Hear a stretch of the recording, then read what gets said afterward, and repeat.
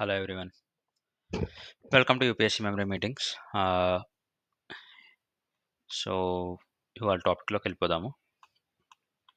So నేను ఎక్కడి వరకు డిస్కస్ చేసుకున్నామండి? మన physical deficit, okay, fiat money, revenue deficit, primary deficit, types of taxes, ఇవన్నీ డిస్కస్ చేసుకున్నాం కదా. Monetary policies and M1, M2, M3, M4 types of money, legal tender, fiat money. So మనం discuss చేసుకోవాల్సింది CRR, cash reserve ratio. Okay, so నేను ఇక్కడ వరకు discuss చేసుకున్నాను కదా. రిజర్వ్స్ అంటే ఏంటి? State bank reserves it's deposits in RBI. ఇక్కడ వరకు డిస్కస్ చేసుకున్నాం మనం. State bank reserves it's deposit in RBI. Net worth అంటే ఏంటి? ఎసెట్లోంచి లయబిలిటీస్. అంటే ఎసెట్ అంటే లోన్స్, లయబిలిటీస్ అంటే ఫిక్స్డ్ డిపాజిట్స్. మనీ మల్టిప్లైర్ అంటే ఏంటి? మనీ మల్టిప్లైర్ ఫార్ములా వచ్చేసి 1/CRR. 1/CRR అంటే 1 cash reserve ratio. Okay, so ఆ తర్వాత ఓవర్ లెండింగ్ అంటే ఏంటి? Giving excess loans from reserves and deposits.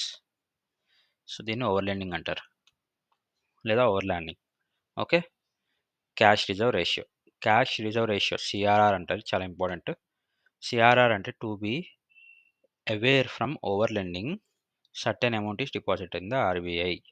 దాన్ని క్యాష్ రిజర్వ్ రేషియో అంటారు. అంటే ఓవర్ లెండ్ చేయకుండా లోన్స్ని ఓవర్ లెండ్ చేయకుండా ఫర్ ఎగ్జాంపుల్ ఒక పర్సన్ వచ్చి ఒక 10 lakhs లోన్ అడిగారు, ఇంకొకళ్ళు వచ్చి ఇంత అడిగారు, ఇంకొకళ్ళు వచ్చి బి వచ్చి 20 అడిగారు, సి వచ్చి 30 అడిగారు.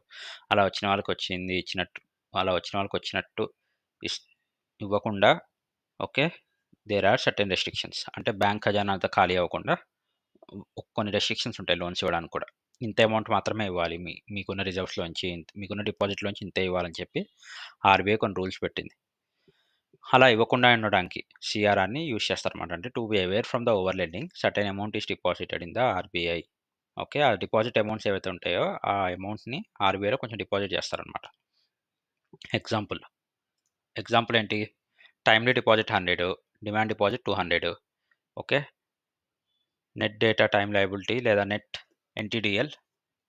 ఓకే, ఇది 20% విత్ ఆర్బీఐ ఉండాలన్నమాట. 20% విత్ ఆర్బీఐ ఉండాలి. ఎందుకు అలా అంటే, ఫర్ ఎగ్జాంపుల్ ఏదన్నా ఒక సిచ్యువేషన్ వచ్చింది బ్యాంక్కి, రైట్? సో ఎప్పుడైనా ఒక డిపాజిటర్స్ వచ్చారు, అర్జెంటుగా వాళ్ళ మనీ వాళ్ళకి తిరిగి ఇచ్చేసేయాలి, వాళ్ళు విత్డ్రా చేసేసుకుందాం అనుకుంటున్నారు లాకిన్ పీరియడ్ కాకముందే, రైట్? సో నువ్వేమో ఈ డబ్బులు తీసుకెళ్ళి లోన్కి ఇచ్చావు, రైట్? సో ఇప్పుడు ఏ అనే అతను వచ్చి విత్డ్రా చేశాడు. ఓకే, ఏ అనే అతను ఎంత 100 అని చెప్పి ఏ అనే అతను వచ్చి డిపాజిట్ చేశాడు. బి అనే అతను వచ్చి ఓకే 80 లోన్ తీసుకెళ్తున్నాడు. ఓకే, డిపాజిట్ చేసింది FD అనుకుందాం, ఇది FD అనుకుందాం. FD వచ్చేసి 5 years lock-in period, right? Bank ఏం చేస్తుంది? ఆ ఏ మనీ బీకి, ఓకే, 80 రూపీస్ అయితే ఉందో, బి అనేది 80 రూపీస్ అయితే ఉందో ఆ 80 రూపీస్ని లోన్కి ఇస్తుంది, రైట్? లోన్కి ఇస్తుంది. సో ఏ అనే పర్సన్ ఏం చేస్తాడో వచ్చి అతని మనీ లాకిన్ పీరియడ్ లోపలే విత్డ్రా చేసేసుకుందాం అనుకుంటాడు. సో అప్పుడు బ్యాంక్ ఏం చేస్తుంది?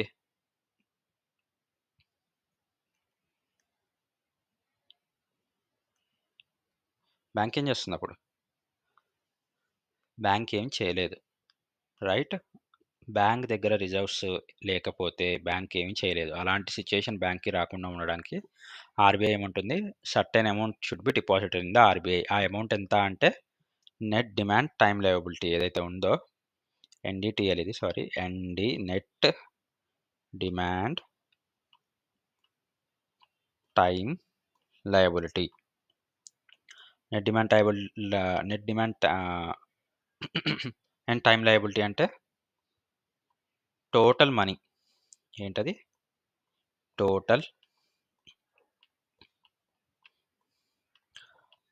మనీ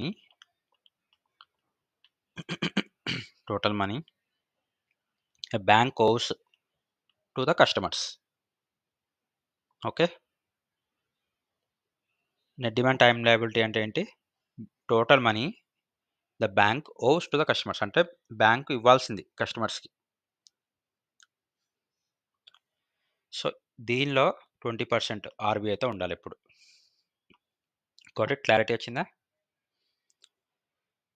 సో, అలా బ్యాంకు అప్పుల పాలు కాకుండా, బ్యాంకు రెప్యుటేషన్ పాడవకుండా ఉండడానికి నెట్ డిమాండ్ టైమ్ లయబిలిటీలోంచి 20% ఆర్‌బీఐతో ఉంటే ఎప్పుడు బ్యాంకు సేఫ్‌గా ఉంటుంది.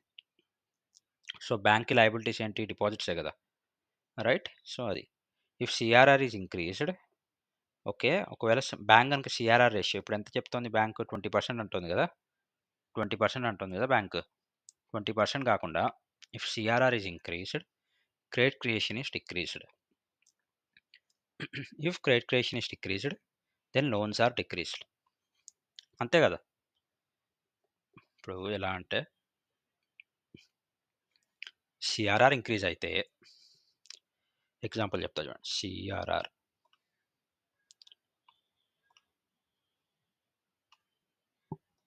సీఆర్ఆర్ ఇంక్రీజ్ అవుతే 30% అనుకుందాం నెట్ డిమాండ్ టైమ్ లయబిలిటీలోంచి. NDTL net demand time and లయబిలిటీలోంచి, నెట్ డిమాండ్ అండ్ టైమ్ లయబిలిటీలోంచి 30% అనుకుంటే, సో డిపాజిట్స్‌లో 30% తీసుకెళ్ళి ఆర్‌బీఐ దగ్గర డిపాజిట్ చేస్తే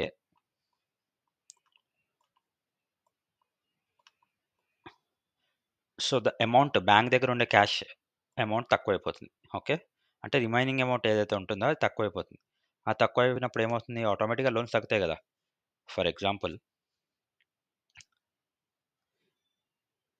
ఏ, బి, సి, డి ఈ 4 బ్యాంక్‌లో డిపాజిట్ చేశారు. ఓకే. అందరూ 10 రూపీస్ చేశారు. Right? So, 40 rupees. Okay. X, Y, Z వీళ్ళు లోన్ కావాలి. ఎంత? 10 లోన్ అడిగారు. సో, 30 రూపీస్ లోన్ ఇవ్వాలి. ఓకే. సో, ఇప్పుడు 10 ఉన్నాయి. బ్యాంక్ దగ్గర ఎంత మిగిలినాయి ఇప్పుడు? 10. ఇంకొక పర్సన్ వస్తాడు. సో, జెడ్ 1, 2 అనే పర్సన్స్ వచ్చి లోన్ అడిగితే బ్యాంక్ దగ్గర మనీ ఉండవు. రైట్? 1 అండ్ 2 అనే ఎక్స్‌ట్రా పర్సన్స్ వచ్చి లోన్ అడిగితే బ్యాంక్ దగ్గర మనీ ఉండవు. And within a same time deposit చేసిన ఏబీసీడీ వచ్చి బ్యాంక్‌ని ఏబీసీడీలో ఎవరో ఒకళ్ళు ఇద్దరు వచ్చి నేను డిపాజిట్ విత్‌డ్రా చేసేసుకుంటున్నాను. లాకిన్ పీరియడ్ కాకముందే నాకు లాస్ అయినా పర్లేదు అంటే బ్యాంక్ దగ్గర ఏముంటుంది? Nil. No money. Right? Bank దగ్గర నో మనీ. సో, అప్పుడు ఇలాంటి సిట్యుయేషన్‌లో బ్యాంక్ ఏమవుతుంది? బ్యాంక్ రెప్యుటేషన్ పాడైపోతుంది. అండ్ బ్యాంక్ లాస్‌లోకెళ్ళిపోతుంది. అండ్ ఇమేజ్ అంతా టార్నిష్ అయిపోతుంది. సో, అలా మల్టిపుల్ ఫ్యాక్టర్స్ ఉంటాయి కదా! బ్యాంక్‌కి చాలా రూల్స్ ఉంటాయి. సో, ఇలాంటి సిట్యుయేషన్ అనేది ఎప్పుడు రాకుండా ఆర్‌బీఐ ఏం చేస్తుంది? 20% ఈ నెట్ డిమాండ్ అండ్ టైమ్ లయబిలిటీలో 20% ఆర్‌బీఐ దగ్గర స్టోర్ చేసుకోవాలి. ఓకే. ఇలాంటి ఏమైనా సిట్యుయేషన్స్ వస్తే ఆ 20% ఏదైతే ఆర్‌బీఐ దగ్గర స్టోర్ అయిందో బ్యాంక్ అది యూజ్ చేసుకోవచ్చు. ఆ బ్యాంకు ఆర్‌బీఐ దగ్గర స్టోర్ చేసుకునే ప్రొసీజర్ గాని, ప్రాసెస్ గాని క్యాష్ రిజర్వ్ రేషియో. క్యాష్‌ని రిజర్వ్ చేస్తున్నాం. ఎంత రేషియోలో? 20% అనే రేషియోలో రిజర్వ్ చేస్తున్నాం. ఓకే. సో, ఇప్పుడు ఈ ఎగ్జాంపుల్‌తో మీకు అంత క్లారిటీ వచ్చింది కదా! Next. If CRR is increased, credit creation is decreased. ఎందుకు? ఒకవేళ సీఆర్ఆర్ ఆ 20% ఏదైతే అనుకున్నామో క్యాష్ రిజర్వ్ రేషియో అది గనుక ఇంక్రీజ్ అవుతే క్రెడిట్ క్రియేషన్ అనేది డిక్రీజ్ అయిపోతుంది. క్రెడిట్ క్రియేషన్ అంటే ఏంటి? క్రెడిట్ ఎలా క్రియేట్ చేస్తాము? మనం డిస్కస్ చేసుకున్నాం 10 క్లాస్‌లో. లోన్స్ ఇస్తాం. లోన్స్ ఇస్తే మనీ సప్లై పెరుగుతుంది. లోన్స్ తీసుకుంటారు జనాలు. లోన్స్ తీసుకొని ఆ డబ్బుని ఖర్చు పెడతారు. ఖర్చు పెట్టినప్పుడు మార్కెట్‌లో ఎకానమీ, మనీ సప్లై అనేది బ్యాలెన్స్ అవుతాయి. సో, ఒకవేళ సీఆర్ఆర్ గనుక ఇంక్రీజ్ చేస్తే అంటే బ్యాంక్ డిపాజిట్స్ ఒక 100 ఉన్నాయనుకోండి. దానిలో 20 ఆర్‌బీఐకి ఇచ్చారనుకుందాం సేవింగ్స్ కింద, సీఆర్ఆర్ కింద. రైట్? క్యాష్ రిజర్వ్ రేషియో కింద ఆర్‌బీఐకి ఇచ్చారు. ఓకే. సో, అప్పుడు బ్యాంక్ దగ్గర ఎంత 80 ఉన్నాయి. ఓకేనా? సో, ఇప్పుడు ఈ 80లో ఒక ఇద్దరు లోన్ తీసుకుంటే 20, 20, 40 ఉంటాయి. ఇప్పుడు ఈ 40ని ఓకే. ఇంకొకళ్ళిద్దరు లోన్ తీసుకుంటారు. ఒక 20 ఉంటాయి. 10, 10 లోన్ తీసుకుంటే రైట్? సో, ఇలా మల్టిపుల్ మెంబర్స్‌కి ప్రాసెస్ చేయొచ్చు. ఏది 20 అయితే. ఫర్ ఎగ్జాంపుల్ 20 బదులు 40 తీసుకుంటే సీఆర్ఆర్ ఏమవుతుంది? బ్యాంక్ దగ్గర 100 ఉంటాయి. సో, 40 సీఆర్ఆర్ ఉంటే అప్పుడు ఎంతుంటాయి ఇక్కడ? ఓన్లీ 60. 60 ఉంటాయి. 60 ఉన్నప్పుడు ఏమవుతుంది? ఒక ఇద్దరు లోన్స్ తీసుకున్నారనుకోండి. 20కి వచ్చేస్తాయి. 20, 20 లోన్ తీసుకుంటే రైట్? సో, ఈ 20 చాలా అంటే చాలా కాషియస్‌గా బ్యాంక్ చూసుకొని ప్రాసెస్ చేయాలి. అప్పుడేమవుతుంది? లోన్స్ ఆర్ గెట్టింగ్ డిక్రీజ్డ్ గదా! అప్పుడు ఎవరికి పడితే వాళ్ళకి ఇవ్వడానికి ఉండదు. అప్పుడేమవుతుంది? Business on the expenditure is decreased. Business on expenditure is decreased. Sorry on కాదు. Business or expenditure is decrease. So, loan తీసుకొని బిజినెస్ చేసేవాళ్ళు తగ్గిపోతారు. ఎక్స్‌పెండిచర్ ఖర్చు పెట్టాలి. డబ్బులు తీసుకొని ఖర్చు పెట్టి టూరిజం వాటికి వీటికి ఎళ్ళేవాళ్ళు, షాపింగ్ చేసేవాళ్ళు తగ్గిపోతారు. ఎందుకంటే లోన్స్ బ్యాంక్ తక్కువ ఇస్తోంది. లోన్స్ తక్కువ ఇచ్చినప్పుడు ఆబ్వియస్‌లీ తీసుకున్న వాళ్ళు తగ్గిపోతారు. If business or expenditure is decreased, if business or expenditure is decreased, then what will happen? Then demand is decreased. Okay. Demand తగ్గిపోతుంది. ఎందుకు? లోన్ తీసుకున్నాడు, బిజినెస్ చేస్తున్నాడు. ఫర్ ఎగ్జాంపుల్ లోన్ తీసుకున్నాడు. గోల్డ్ బిజినెస్ చేస్తున్నాడు. ఓకే. సో, లేదా ఏదైనా ఒక toy business చేస్తున్నాడు. రైట్? లోన్ తీసుకొని ఏమైనా టాయ్ బిజినెస్ చేస్తున్నాడు. టాయ్. టాయ్ బిజినెస్ చేస్తున్నాడు. సో, ఫర్ ఎగ్జాంపుల్ ఇతనికి లోన్ దొరకలేదు. సో, టాయ్స్ ఎక్కువ లేవు. ఎక్కువ వెరైటీస్, మోడల్స్ లేవు. ఎక్కువ వెరైటీస్, మోడల్స్ లేవు కాబట్టి సో, ఏమవుతుంది? ఆ టాయ్‌కి డిమాండ్ తగ్గిపోతుంది. డిమాండ్ తగ్గిపోతుంది. ఓకే. లేదా ఎక్స్‌పెండిచర్. లోన్ తీసుకున్నావు. ఏదైనా సింగపూర్ ఎళ్తున్నాం. రైట్? సింగపూర్ ఎళ్తున్నామంటే ఫ్లైట్ టికెట్స్ కొంటాం. వీసా సర్వీసెస్ చేయించుకుంటాం. రైట్? చాలా ఖర్చు పెడతాం. షాపింగ్ చేస్తాం. సో, ఒకవేళ నీ దగ్గర లోన్ లేదు అంటే ఎక్స్‌పెండిచర్ ఉండదు. ఎక్స్‌పెండిచర్ ఉండదు కాబట్టి ఏమవుతుంది? టూరిజంకి డిమాండ్ పడిపోతుంది. సింగపూర్ కాకపోతే పోనీ మనాలి ఎళ్తాం, కాశ్మీర్ ఎళ్తాం. ఫ్లైట్ టికెట్స్ చేసుకుంటాం, ట్రైన్ టికెట్స్ చేసుకుంటాం, ఫుడ్ చేసుకుంటాం. చాలా బుక్ చేసుకుంటాం. టాక్సీస్ అవన్నీ బుక్ చేసుకుంటాం. సో, ఒకవేళ లోన్ లేదు, వాడి దగ్గర డబ్బులు లేవు. డబ్బులు లేనప్పుడు ఏమవుతుంది? టూరిజంకి కూడా డిమాండ్ తగ్గిపోతుంది. సో, అలా multiple factors, multiple industries impact అవుతాయి. If demand is decreased. ఒకవేళ డిమాండ్ డిక్రీజ్ అవుతే if demand is decreased, products prices are decreased. మనం ఇందాక అనుకున్నాం ప్రొడక్ట్స్ ప్రైస్ తగ్గిపోతాయి. So, deflation is raised. Deflation అంటే ఏంటి? నెగెటివ్. మనం నేను డిస్కస్ చేసుకున్నాం కదా! డిఫ్లేషన్ అంటే ప్రొడక్ట్స్ ప్రైజెస్ నెగెటివ్‌లోకెళ్ళిపోతాయి. ప్రొడక్ట్స్ ప్రైజెస్ అన్నీ నెగెటివ్‌లోకెళ్తాయి. ఓకే. నెగెటివ్. డిఫ్లేషన్ అంటే నెగెటివ్. సో, నెగెటివ్‌లోకెళ్ళిపోతాయి. ఇఫ్ డిఫ్లేషన్ రైజెస్, ఈ నెగెటివ్‌లో ప్రైజెస్ పెరుగుతూ ఉంటే అన్‌ఎంప్లాయ్‌మెంట్ విల్ బి ఇంక్రీజింగ్. ఎందుకు unemployment will be increasing? Prices are becoming negative.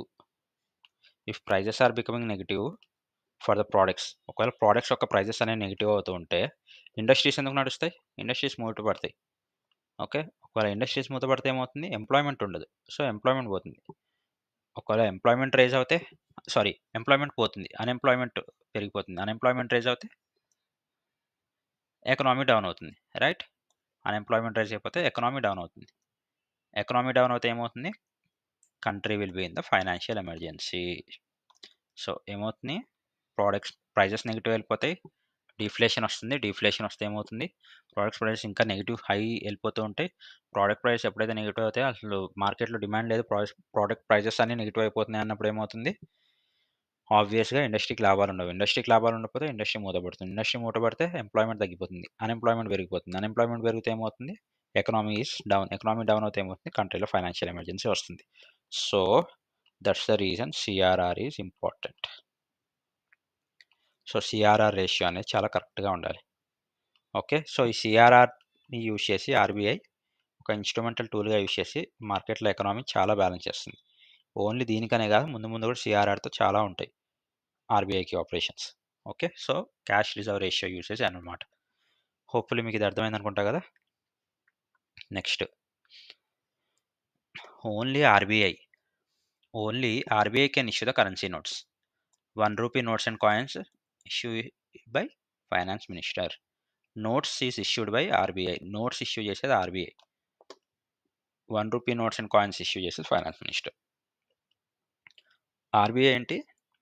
Bank for government లేదా బ్యాంకర్ ఆఫ్ గవర్నమెంట్. గవర్నమెంట్కి బ్యాంక్ ఏంటి? RBI. Got it.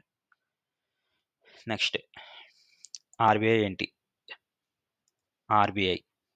RBI is what? Bankers bank అనమాట. Banker manages the accounts of central government.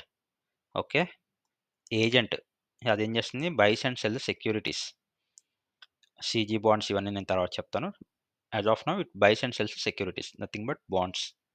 Next, it's also an adviser అనమాట. RBI ఏంటి? బ్యాంకర్కి bank plus central government accounts అని manage చేస్తుంది. Agent దేనికి? Securities కొనడానికి అమ్మడానికి. ప్లస్ అడ్వైజర్ అంటే మనీ మార్కెట్ని రెగ్యులేట్ చేస్తుంది. మనీ మార్కెట్ అంటే ఏంటనేది మళ్ళీ మీకు ముందు ముందు వస్తుంది, నేను అప్పుడు చెప్తాను. What it. నెక్స్ట్, నేను ఇందాక చెప్పాను ఆర్బీఐ అనేది ఏంటి? Bankers bank. బ్యాంకులన్నిటికీ బ్యాంకర్, గవర్నమెంట్ కూడా banker. Okay, lender of last resort. ఒకవేళ ఏదైనా బ్యాంక్ అనేది అప్పుల పాలైపోయి ఏదైనా బ్యాంక్ లాస్లో వస్తే వాళ్ళు ఆర్బీఐ దగ్గర లెండ్ చేసుకోవచ్చు. Custodian of the foreign exchange. Foreign exchange యొక్క కస్టోడియన్ అనమాట. అంటే కస్టోడియన్ అంటే what it's a responsible bank అనుకోండి, లేదా రెస్పాన్సిబుల్ ఏజెంట్ అనుకోండి ఫారెన్ ఎక్స్చేంజ్ కోసం. Next, control of credit. ఇందాక మనం డిస్కస్ చేసుకున్నాం cash reserve ratio, statutory liquid ratio అని వస్తుంది. ఎస్ఎల్ఆర్, ఇదిగోండి ఎస్ఎల్ఆర్ అని ఉంది కదా, స్టాట్యూటరీ లిక్విడ్ రేషియో. సో దీనికి ఈ క్రెడిట్ కంట్రోల్ అంతా ఆర్బీఐ చేస్తుంది. Next, clearing of house. Clearing of house అంటే మనందరికీ తెలిసే చెక్స్ క్లియర్ చేస్తుంది. సో మనం ఇంతకుముందు చెక్ ప్రాసెస్ చేసేవాళ్ళు, ఇప్పుడు యూపీఎస్ లేకపోతే చెక్ ఇచ్చేవాళ్ళు, చెక్ తీసుకునేవాళ్ళు, డిపాజిట్ చేసేవాళ్ళు వేరే అకౌంట్కి. అప్పుడు క్లియర్ అవ్వాలి అండి అని చెప్పారు చూసావా, సో చెప్తారు కదా, సో అది క్లియరింగ్ ఆఫ్ హౌస్ అంటే క్లియరింగ్ చెక్స్. సో ఇక్కడ మనం ఇందాక చూసుకున్నాం కదా, సీజీ బాండ్స్ అంటే buy or sell. CG bonds ఏంటి అనేది నేను ముందు చెప్తాను. నెక్స్ట్, మనీ మార్కెట్ అంటే ఆర్బీఐ. ఓకే, క్యాపిటల్ మార్కెట్ అంటే సెబీ. జస్ట్ గుర్తుపెట్టుకొని మనం మళ్ళీ ఇవన్నీ ముందు డిస్కస్ చేసుకుంటాం. నెక్స్ట్ ఇంపార్టెంట్ టాపిక్, సిఆర్ఆర్ అయిపోయింది కదా, క్యాష్ రిజర్వ్ రేషియో అయిపోయింది. నెక్స్ట్, ఎస్ఎల్ఆర్ అంటే to avoid over lending RBI asks bank to keep the SLR. ఇందాక ఏంటి? సిఆర్ఆర్ అంటే ఓవర్ లెండింగ్ కాకుండా బ్యాంక్ ఆర్బీఐ ఏమడుతుంది? 20% నెట్ డిమాండ్ టైం లయబిలిటీలో 20% నాకు దగ్గర పెట్టు అని చెప్తుంది, డిపాజిట్ చేయమంటుంది. ఇక్కడేంటి? ఓవర్ లెండింగ్ని ఇంకా అవాయిడ్ చేయడానికి ఆర్బీఐ ఏమడుతుంది? Ask the bank to keep the SLR maintain చేయమని చెప్తుంది. ఎస్ఎల్ఆర్ అంటే ఏంటి? Statutory liquid ratio. అది ఒక certain percent of net demand time liability. Net demand and time లయబిలిటీలో సర్టెన్ పర్సెంట్ ఉంటుందన్నమాట. అది ఏ ఫామ్లో ఉంటుంది? Form of cash, gold, government securities. Okay, cash, gold and government securities. SLR అంటే ఏంటి? Statutory liquid ratio. Over lending, loans ఎక్కువగా ఇవ్వకుండా ఉండడానికి సర్టైన్ అమౌంట్ ఎస్ఎల్ఆర్ మెయింటైన్ చేయమని చెప్పి ఆర్బీఐ ఇన్స్ట్రక్ట్ చేస్తుంది బ్యాంక్స్ అన్నిటికీ. ఆ సర్టైన్ అమౌంట్ అనేది డిపెండ్స్, అది దేనిలో ఉంటుంది? In the form of cash, gold and government securities. Okay, certain amount or certain percentage of what? Certain percentage దేనిలో నుంచి మెయింటైన్ చేయమంటుంది? Net demand time liability. Net demand time liability అంటే ఏంటి? Total deposits or total amount of money bank owes to its customers. అంటే total amount of money bank కస్టమర్స్కి ఇవ్వాల్సిన మొత్తం అమౌంట్ని net demand and time liability అంటాం కదా, దానిలో కొంత పర్సెంటేజ్ అనమాట. ఎప్పుడైతే ఇన్ఫ్లేషన్ హై ఉంటుందో, when inflation is high, RBI guides banks to reduce CRR and SLR. Okay, ఎప్పుడైనా ఇన్ఫ్లేషన్ హై ఉంటే ఏమవుతుంది? CRR and SLR. ఓకే, ఈ రెండింటిని రెడ్యూస్ చేస్తుంది బ్యాంక్స్. ఎందుకు రెడ్యూస్ చేస్తే? లోన్స్ ఎక్కువ ఇస్తారు. లోన్స్ ఎక్కువ ఇస్తే ఏమవుతుంది? మనీ ఎక్కువ పెరుగుతాయి ప్రజల దగ్గర మనీ ఎక్కువ పెరిగితే ఏమవుతుంది? హయ్యర్ షోరింగ్ ప్రైజెస్ ఏవైతే ఉంటాయో ఇన్ఫ్లేషన్ వల్ల అది బ్యాలెన్స్ అవుతుంది. ఎప్పుడైతే నీ దగ్గర మనీ ఉంటాయో ప్రైజెస్ పెరిగినా కూడా నీకు అంత ఎఫెక్ట్ అవ్వదు కదా. At the end of the day నీకు అఫోర్డబిలిటీ పెరుగుతుంది అనమాట. Okay, so next, central bank loan from the RBI as a collateral of government security. So short ఫామ్‌లో రాసుకున్నాను. Central bank loan from RBI. అంటే central bank takes loan. Central bank loan తీసుకుంటుంది RBI దగ్గర. As a కొలాటరల్‌గా ఏం పెడుతుంది? Government security ఏమైనా కొలాటరల్‌గా పెడుతుంది ఫర్ ఆర్‌బీఐ. ఒక్కసారి లోన్ అనేది పే చేసేసాక ఆ గవర్నమెంట్ సెక్యూరిటీ అనేది వెనక్కి తీసేసుకుంటుంది. Okay. So, central bank loan తీసుకుంటుంది ఆర్‌బీఐ దగ్గర. ఓకే. ఎప్పుడైనా సెంట్రల్ బ్యాంక్ లోన్ తీసుకున్నప్పుడు ఆర్‌బీఐ దగ్గర కొలాటరల్‌గా ఏం పెడుతుంది? గవర్నమెంట్ సెక్యూరిటీ పెడుతుంది. Got it? సో, ఎప్పుడైతే ఆ లోన్ తీర్చేస్తుందో సెంట్రల్ బ్యాంకు, ఆ గవర్నమెంట్ సెక్యూరిటీ కూడా రివర్స్ తీసేసుకుంటుంది. Got it? సో, ఏమున్నాయి మనకి సెంట్రల్ బ్యాంక్స్ అంటే? Central bank of India. Okay. ఇంకేమున్నాయి సెంట్రల్ బ్యాంక్స్ మనకి?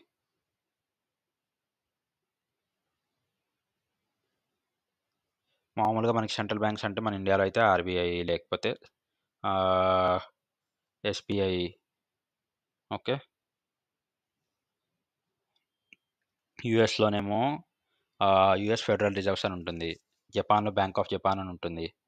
రైట్? సో, అలా అన్నమాట.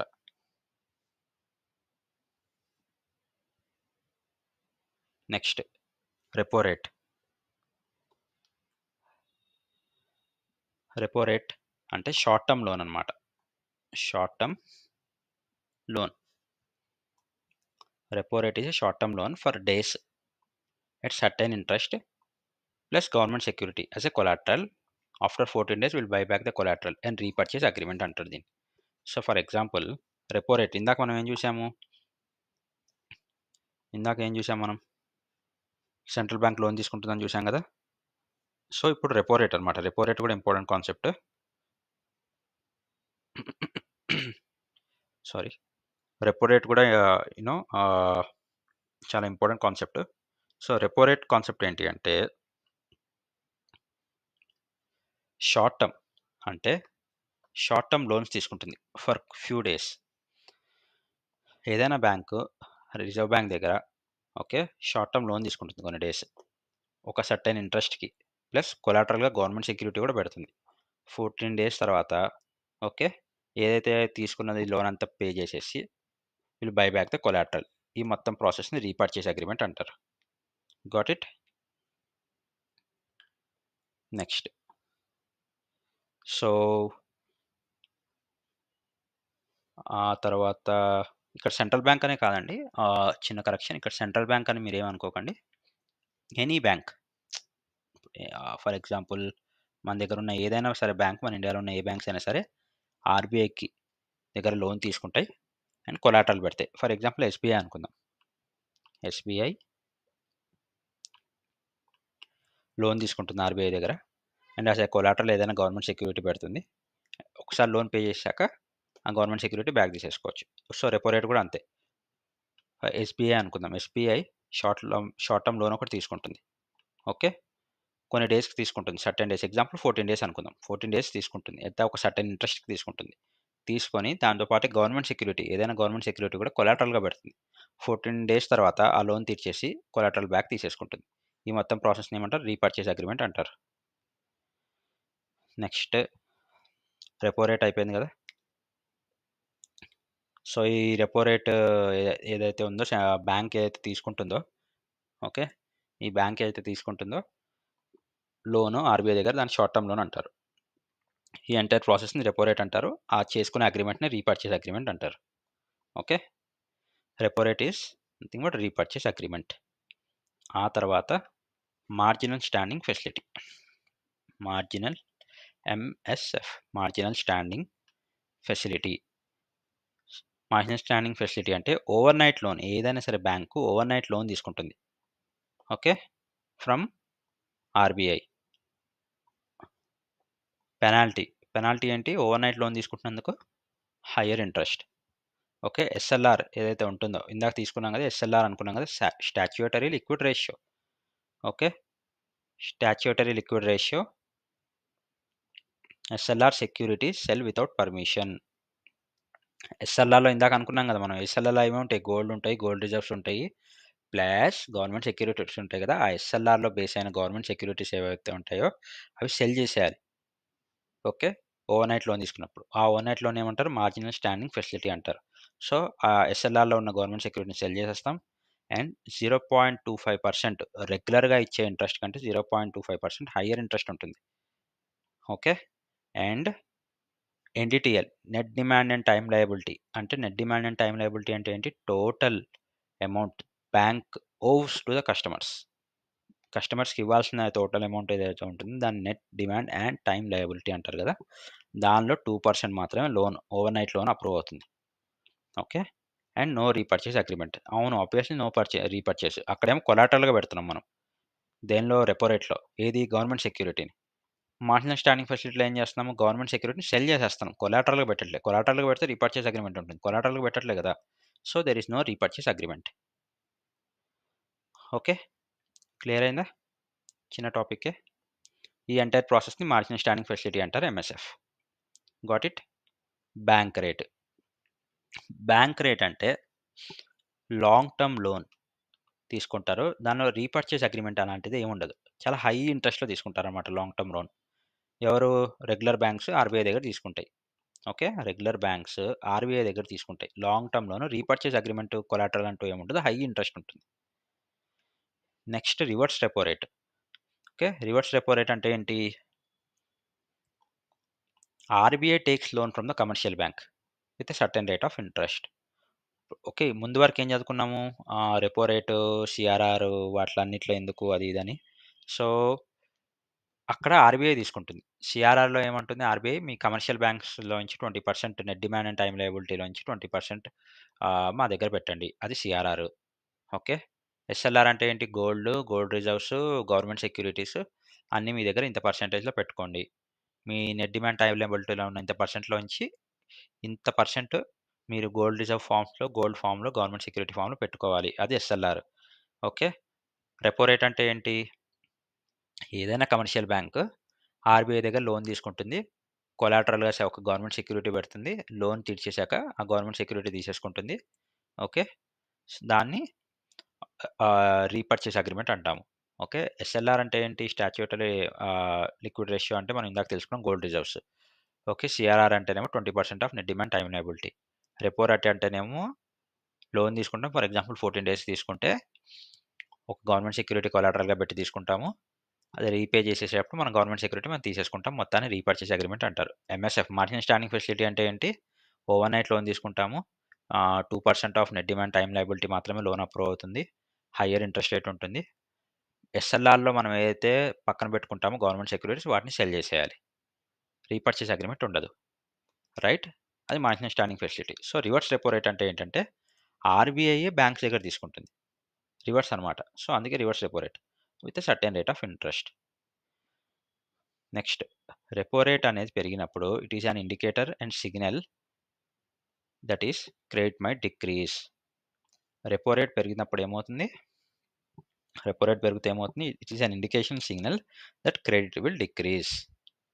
Got it? చూడండి. రీపర్చేజ్ అగ్రీమెంట్ కదా! ఏంటి రెపో రేట్ ఎందుకు తీసుకుంటాము మామూలుగా రెపో రేట్? ఓకే. ఒక్క నిమిషం. Yeah! So, short term loan తీసుకుంటున్నాం. షార్ట్ టర్మ్ లోన్ అంటే మనం షార్ట్ టర్మ్ లోన్ తీసుకుంటున్నాం ఆర్‌బీఐ దగ్గర. గవర్నమెంట్ సెక్యూరిటీని కొలాటరల్‌గా పెట్టి. సో, ఎప్పుడైతే మనం షార్ట్ టర్మ్ లోన్ తీసుకుంటున్నామో బ్యాంక్ దగ్గర, సో, మనమే ఆర్‌బీఐ దగ్గర నుంచి మనం కమర్షియల్ బ్యాంక్స్ ఆర్‌బీఐ దగ్గర నుంచి లోన్ తీసుకుంటున్నాం. ఓకే. సో, అంటే మనమే ఏదో కష్టాల్లో ఉన్నామని చెప్పి లోన్ తీసుకుంటున్నాం. అలాంటప్పుడు మనం క్రెడిట్స్ ఎక్కువ ఎలా ఇస్తాము? Credits are nothing but loans కదా! క్రెడిట్స్ ఎక్కువ ఇవ్వలేము. రైట్? సో, క్రెడిట్ తగ్గుతుంది. ఎప్పుడైతే రెపో రేట్ పెరుగుతుందంటే క్రెడిట్ తగ్గుతుంది. రెపో రేట్ అంటే ఏంటి? Repurchase agreement. రీపర్చేజ్ అగ్రీమెంట్ అంటే లోన్ తీసుకుంటున్నాం. మనమే లోన్ తీసుకుంటున్నాం అంటే మనం క్రెడిట్ ఎక్కడి నుంచి ఇస్తాం? ఇవ్వం కదా! So, next if below is increased inflation is in control. Next if below ఈ కింద వాటిలో ఏదైనా ఇంక్రీజ్ అయిందంటే inflation is in control. Repo rate increase అయితే ఇన్‌ఫ్లేషన్ కంట్రోల్‌లో ఉన్నట్టు. సీఆర్ఆర్ ఇంక్రీజ్ అయితే ఇన్‌ఫ్లేషన్ కంట్రోల్‌లో ఉన్నట్టు. ఎస్ఎల్ఆర్ ఇంక్రీజ్ అయితే ఇన్‌ఫ్లేషన్ కంట్రోల్‌లో ఉన్నట్టు. బ్యాంక్ రేట్ ఇంక్రీజ్ అయితే ఇన్‌ఫ్లేషన్ ఈజ్ ఇన్ కంట్రోల్. ఇది ఎందుకు అనేది మనకు ముందు ముందు తెలుస్తుంది. Okay. Got it? Tools with RBI. Tools with RBI ఏంటి? Quantitative tools, qualitative tools. right? Tools with RBI, quantitative tools, qualitative tools. So quantitative ఏంటి? Repo rate, reverse repo rate, focus on the policy. Okay. Qualitative ఏంటి? లోక్ rate loans. Okay. So quantity, quality. మంచి quality maintain చేయాలంటే ఏంటి? లోక్ rate loans ఇస్తుంది. Okay. Quantity maintain చేయాలంటే ఏంటి? Focus on the policy rates, అంటే repo rate, reverse repo rate and CRR, SLR ratios అనమాట. నెక్స్ట్, సో ఏప్రిల్ 7, 2021 వరకు సిఆర్ఆర్ వచ్చేసి 3% ఉంది, ఎస్ఎల్ఆర్ వచ్చేసి 18% ఉంది, మార్జినల్ స్టాండింగ్ ఫెసిలిటీ వచ్చేసి 4.25% ఉంది, రెపో రేట్ వచ్చేసి 4% ఉంది, రివర్స్ రెపో రేట్ వచ్చేసి 3.35%. సిఆర్ఆర్ అంటే 3%, ఎస్ఎల్ఆర్ అంటే 18% ఉంది. 2021 ప్రకారం ఇంత పర్సంటేజెస్ ఉన్నాయి. సిఆర్ఆర్ అంటే ఎంత మనం అనుకున్నాం కదా, 20% ఉండాలి నెట్ డిమాండ్ టైం లేబిలిటీ, అది యాక్చువల్లీ ఎగ్జాంపుల్ తీసుకున్నాం. సో ఇప్పుడైతే సిఆర్ఆర్ 3% ఉంటుంది. ఎస్ఎల్ఆర్ ఏమో 18% ఉండాలి, అంటే గోల్డ్ రిజర్వ్స్. సిఆర్ఆర్ అంటే ఏమో నెట్ డిమాండ్ టైం లేబిలిటీలో 3% ఆర్బీఐ దగ్గర డిపాజిట్ చేయాలి. Statutory liquid ratio gold bonds and ఏంటి గవర్నమెంట్ సెక్యూరిటీస్ ఫామ్లో 18% ఉండాలి. మార్జినల్ స్టాండింగ్ ఫెసిలిటీ ఏమో 4.25% ఉండాలి. మార్జినల్ స్టాండింగ్ ఫెసిలిటీ అంటే ఓవర్ నైట్ లోన్ ఒకవేళ తీసుకుంటే అది ఎంత పర్సంటేజ్ ఇంట్రెస్ట్ వస్తుంది, ఎంత పర్సంటేజ్ ఇంట్రెస్ట్ తీసుకుంటాం ఆర్బీఐ దగ్గర, 4.25%. రెపో రేట్ తెలిసిందిగా, repurchase agreement, short term loan అంటే 14 days అనుకుందాం ఎగ్జాంపుల్. రివర్స్ రెపో రేట్ అంటే ఆర్బీఐ కమర్షియల్ బ్యాంక్స్ దగ్గర తీసుకుంటుంది, దాని ఇంట్రెస్ట్ రేట్ ఏమో 3.35%. Got it? ఇక్కడ క్లారిటీ వచ్చింది కదా. నెక్స్ట్ టాపిక్ వచ్చేసి మనకి ఓపెన్ మార్కెట్ ఆపరేషన్స్ ఉంది. ఇది కొంచెం కాంప్లికేటెడ్, ఎక్స్ప్లెయిన్ చేయడానికి టైం పడుతుంది. సో ఇవాళ క్లాస్ ఇక్కడితో కంక్లూడ్ చేద్దాం. సో ఇవాళ మీకు చెప్పినవన్నీ అర్థమయ్యాయి అనుకుంటాను. సో మీకు కనుక ఈ వీడియో నచ్చి ఇంకా ఏమైనా డౌట్స్ ఉంటే మాత్రం నాకు కామెంట్స్లో మెన్షన్ చేయండి. దీని గురించి సపరేట్ వీడియో లేదా షార్ట్ చేస్తాను, యూట్యూబ్ షార్ట్స్ కానీ సపరేట్ చిన్న వీడియో కానీ చేస్తాను. నేను టాపిక్ మీకు అర్థం కాకపోతే మళ్ళీ సింపుల్ ఎగ్జాంపుల్స్ ఎక్స్ప్లెయిన్ చేయడానికి. అండ్ ఈ వీడియోస్ని, ఎకనామిక్ వీడియోస్ని కనుక తెలుగు ఆస్పిరెంట్స్ ఎవరైతే ఉన్నారో వాళ్ళందరికీ షేర్ చేయడానికి ట్రై చేయండి. సో దట్ బికాస్ ఇవన్నీ మీకు కాన్సెప్చువల్ క్లారిటీతో చెప్తున్నానండి. ఇట్స్ నాట్ లైక్ నేను ఏదో ఒక స్టేట్మెంట్ చదివేసి మీకు చెప్పేస్తున్నాను, ఆ స్టేట్మెంట్ చూసుకోండి, మీరు గూగుల్ చేసుకోండి, నేను చెప్పట్లేదు. మీకు లైవ్ ఎగ్జాంపుల్స్తో చెప్తున్నాను. ఇది నేను చాలా కష్టపడి 2 years రాసుకున్న నోట్స్. సో మీకు అంత సింపుల్గా మీ అందరి ముందు పెడుతున్నానంటే దీని వెనకాల చాలా ఎఫర్ట్ ఉంటుంది. సో హోప్ఫుల్లీ మీ అందరికీ నా ఎఫర్ట్ అర్థమవుతుంది అనుకుంటున్నాను. సో అందుకే అందరూ ఎవరైతే ఉన్నారో, ఒకవేళ వీడియో మీకు నచ్చుతోంది, మీకు అర్థమవుతుంది బాగా అంటే మీ aspirants, Telangana aspirants, Andhra aspirants, okay, వేరే ఎస్ఎస్సి సిజిఎల్ ఎగ్జామ్స్ రాసేవాళ్ళు, వాళ్ళందరికీ ఎకనామిక్స్ ఎక్కడెక్కడైతే ఉపయోగపడుతుందో వాళ్ళందరికీ వీడియో షేర్ చేయండి. Because these are basic concepts, ఇవన్నీ అర్థమవుతాయి, ఎకనామిక్ ఇంకా బాగా అర్థమవుతుంది. ఓకేనా? And thank you very much. Have a great day. Bye.